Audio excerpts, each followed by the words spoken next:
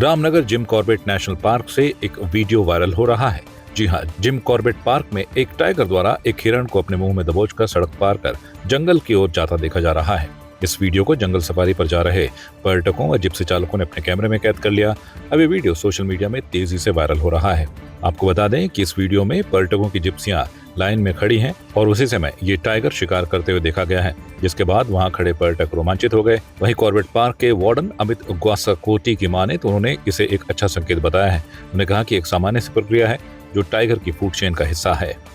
देखिए, आज सुबह कॉर्बेट टाइगर रिजर्व से जो ठेला और झरना की तरफ रोड जाती है, पीडब्ल्यूडी रोड के पे टाइगर हिरन को मारते हुए दिख रहा है। और ये एक नॉर्मल सा बिहेवियर है, क्योंकि ये दोनों तरफ ढीला रेंज है और ये टाइगर हैबिटेट ही है, तो ये एक सामान्य सा व्यवहार है टाइगर का। पहाड़ों की रानी मसूरी में संविधान दिवस धूमधाम के साथ मनाया गया। मसूरी कांग्रेस पार्टी के कार्यकर्ताओं ने पूर्व विधायक जोत सिंह गुंसोला के नेतृत्व में मसूरी के अंबेडकर चौक पर एकत्रित होकर भारत रत्न बाबा भीमराव अंबेडकर जी की मूर्ति पर माल्यार्पण कर बाबा साहब अमर रहे के नारे लगाए। इस मौके पर सभी ने संविधान के महत्व पर प्रकाश डाला। पूर्व विधायक जोत सिंह गुंसोला ने कहा कि लोकतांत्रिक राष्ट्र के लिए संविधान देश के नागरिकों के अधिकारों और कर्तव्यों को तय करता है, साथ ही सरकार के विभिन्न अंगों के अधिकारों और कर्तव्य को परिभाषित करता है। संविधान किसी भी देश की शासन प्रणाली और राज्य को चलाने के लिए बनाया गया एक दस्तावेज होता है। संविधान की जरूरत को महसूस करते हुए आजादी के बाद भारत में भी संविधान को अपनाया। मसूरी शहर कांग्रेस अध्यक्ष अमित गुप्ता ने कहा कि संविधान से लगातार सत्ताधारी लोग छेड़छाड़ करने का प्रयास कर रहे हैं, जिसको लेकर उत्तराखंड कांग्रेस कमेटी ने निर्णय लिया है कि आज से लेकर पूरे 60 दिन 26 जनवरी तक संविधान दिवस मनाया जाएगा और लोगों को संविधान के बारे में जागरूक किया जाएगा, जिसको लेकर समय समय पर पूरे प्रदेश में नुक्कड़ नाटक और गोष्ठियों के माध्यम से लोगों को संविधान के बारे में जागरूक करने का काम किया जाएगा। उन्होंने कहा कि संविधान के तहत प्रत्येक नागरिक को उसका अधिकार दिया गया है। हमारा 75वां संविधान दिवस है। आज के दिन 26 नवंबर 1949 को जब हमारा संविधान बनकर तैयार हुआ तो उसे अपनाया गया था। लागू वो 26 जनवरी 1950 का हुआ। संविधान के साथ जो छेड़छाड़ हो रही है, संविधान के साथ जो खिलवाड़ किया जा रहा है, उसको लेकर कांग्रेस के जो प्रदेश नेतृत्व है उसने एक निर्णय लिया है कि आज से लेकर पूरे 60 दिन तक 26 जनवरी तक संविधान दिवस मनाया जाएगा और हर 10-15 दिन में नुक्कड़ सभाएं और गोष्ठियां की जाएगी, जिसमें 10 मुख्य पॉइंट रखे गए हैं जिन बिंदुओं को लेकर उन पर चर्चा की जाएगी। और संविधान के साथ जो आज छेड़छाड़ की जा रही है और जो जिस तरह की भी जो हमारे संविधान ने हमें सुविधाएं दी थी, हमारे संविधान ने हमें मौलिक अधिकार दिए थे, धर्मनिरपेक्षता दी थी, महिलाओं का अधिकार दिया था, आरक्षण दिया था, आज कहीं ना कहीं उन सब चीज़ों से छेड़छाड़ हो रही है। इसके लिए जागरूकता अभियान चला जाएगा और लगातार 26 जनवरी तक हम पूरी शहर कांग्रेस कमेटी के द्वारा और प्रदेश कांग्रेस के कमेटी के द्वारा 26 जनवरी तक लगातार संविधान के लिए कार्य किया जाएगा और संविधान में जो हमारे जो अधिकार है और हमारे जो चीज़ें निहित हैं उनको जनता के बीच रखकर उनमें जागरूकता लाई जाएगी। समूचा देश, संसद के अंदर दोनों सदन और संसद के बाहर पूरे देश के अंदर संविधान दिवस को जो है कि आज मनाने का पूरा याद किया जा रहा है कि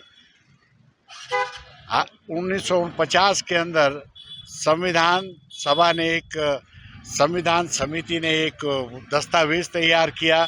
उस दस्तावेज को तैयार करने के बाद आज संविधान दिवस के रूप में उसको जो है सामने रखा गया और 26 जनवरी 1950 को इसको लागू किया गया। इस संविधान सभा में 41 लोग जो हैं इसके सम्मानित सदस्य थे। डॉक्टर भीमराव अंबेडकर जो है इसके सम्मानित चेयरपर्सन थे और बहुत मेहनत के साथ कई देशों का जो है संविधान लाकर जो है ये धर्मनिरपेक्ष स्वरूप का जो संविधान यहाँ भारत में लागू किया गया, वो बड़ी मेहनत के साथ एक गुलदस्ते के रूप में जो है सभी बोलियां, सभी जातियां, उपजातियां, सभी क्षेत्रों को सम्मिलित करते हुए उनकी स्वायत्तता की बात की गई।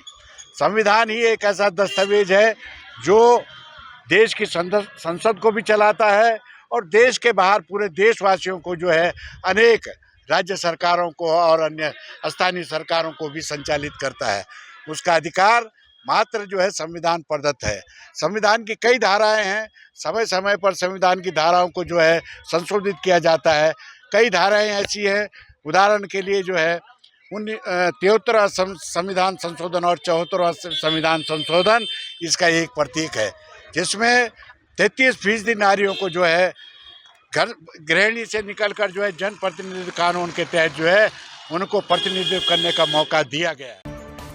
Mussoorie municipal post graduate college में कुछ असामाजिक तत्वों ने कॉलेज के प्राचार्य और वरिष्ठ शिक्षिका डॉक्टर शालिनी गुप्ता के खिलाफ सोशल मीडिया पर अभद्र टिप्पणी करने और राष्ट्रीय मूल्यांकन एवं प्रत्यापन परिषद नेक के कार्यों को अवरुद्ध किए जाने को लेकर सोशल मीडिया पर एक पोस्ट शेयर की है, जिसे कॉलेज प्रबंधन में काफी आक्रोश है।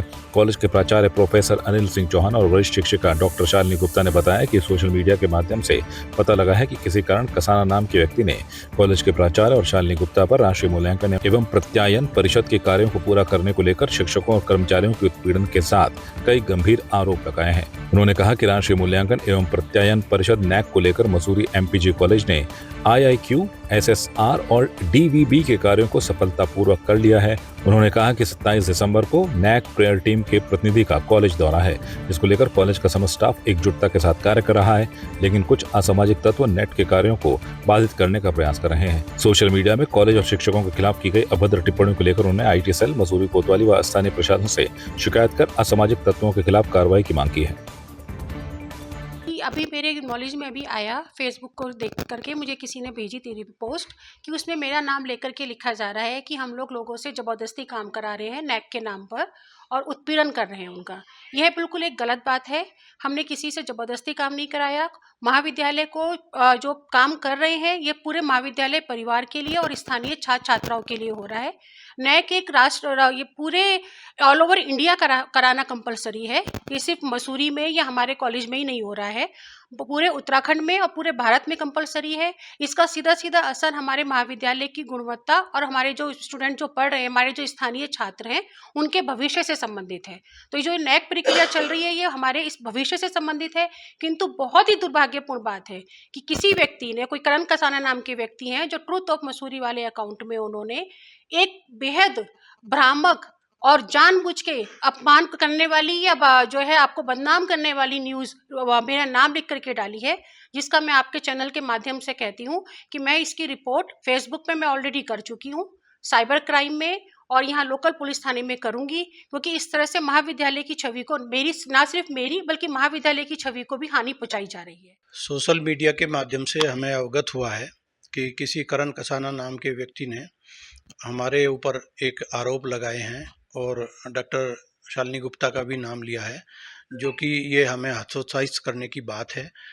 IIQ, SSR और DVB हमने नैक का सफलतापूर्वक कर लिया है।